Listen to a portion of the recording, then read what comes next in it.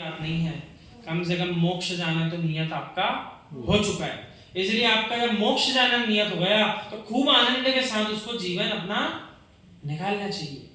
अहो सम्यक दर्शन की प्राप्ति तो मुझे हो गई, और कोई दूसरा जीव आपके सम्यक दर्शन की गारंटी दे ही नहीं पाए। ये तो आप ही के भावों से आपको परखना पड़ेगा। क्या क्षण मात्र को भी कभी इस पर्याय में मैंने शुद्ध तत्व का चिंतन एक बार भी किया क्या? यदि नहीं किया तो अब कर लेना चाहिए। समय पता नहीं किसके पास कितना बाकी है, लेकिन पर्याय से जाने के पहले सम्यक दर्शन की प्राप्ति कर लेना चाहिए। सारी भक्ति, सारे रंग रोग राग जितने चल रहे दुनिया, सब विराम ले लेंगे, अंत में जिनवाणी की ही चमक दिखाई देगी। बिना जिनवाणी की चमक के कुछ होने वाला नहीं है।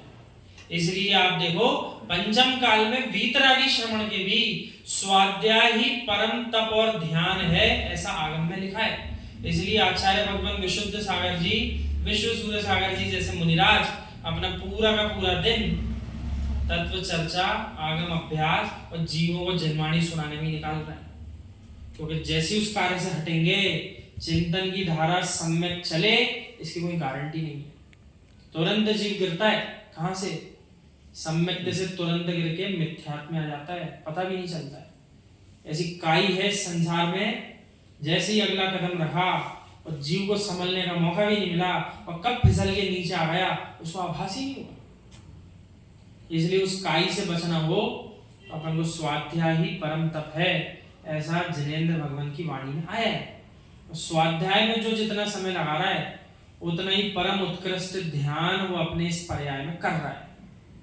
बाकी सारे कार्य जो हैं सब विराम ले लेते हैं। समव शरण में जीव भक्ति करने जाता है कि जिनेंद्र प्रभु की वाणी तत्वोपदेश ग्रहण करने जाता है। सारी भक्ति, सारे शुभ कार्य जहां विराम दे देते हैं, वहां मात्र जनवाणी का जो दीप है वो जलता दिखाई देगा। और वही जनवाणी का दीप ऐसे जीव भी होते हैं तो समव शरण में ही सम्यक प्राप्त करके वहीं पंचमुष्टि के श्लोचन करके जिन मुद्रा धारण करके उन तीर्थंकर भगवान से पहले मोक्ष चले जाते हैं। और अनंत प्रभु से पहले ही ऊपर चले जाते हैं, वो तो बाद में आएंगे। हमने जब कर्णाली योग में पढ़ा तो हमें लगा पुण्य हो तो ऐसे जीवों का हो। निगोद से जीव आकर के भी सीधा मनुष्य पर्याय में मुनि दीक्षा धारण करके मोक्ष जा सकता है, और बाकी जीव हो सो अनंत पर्याय यूं ही व्यतीत कर रहा है, कितनी बार मनुष्य बन गए। और वो कौन सा जीव नित्य निगोद से आया, पहली बार बाहर आया, मनुष्य बना, जिन्हें दीक्षा भी ले ली और सीधे उसी पर्याय से मोक्ष चला गया, उसके पुण्य की महिमा गाइए तो जरा एक बार।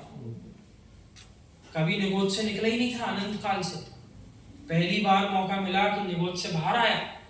चरणों में उसने जो दीक्षा ली सो अपने लिए पूरा संयम के साथ जीवन जिया और उसी पर्याय से शुक्ल ध्यान प्राप्त करके मोक्ष में चला गया।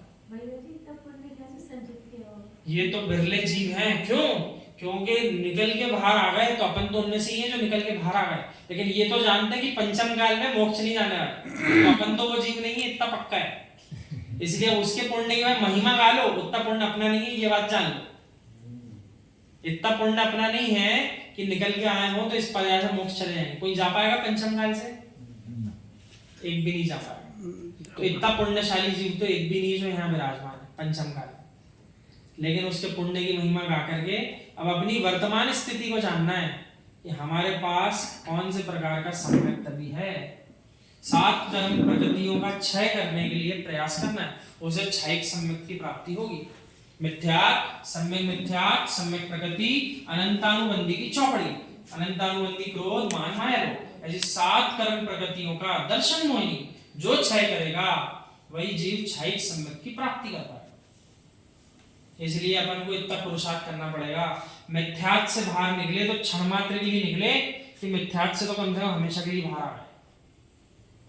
चतुर्थ गुण स्थान वर्ती जीव को भी ये निर्णय करना पड़ेगा। क्षण मात्र का चतुर्थ गुण स्थान था कि चतुर्थ गुण स्थान में ठहरने की योग्यता मेरी है। इसलिए जो जिस गुण स्थान में है उसको अपना चिंतन कैसा चलाना है, मुझे अपने सम्यक को सुरक्षित रखना है, इस बात पे मेहनत करना है। अब उन जीवों का क्या कहें जिनने कभी सम्यक की प्राप्ति नहीं करी, लगे हुए सारे काम करने में दुनिया में। तो आप करिए दुनिया भर के कार्य, जब तक सम्यक दर्शन की प्राप्ति नहीं होगी तब तक आप मोक्ष जाने वाले नहीं हो।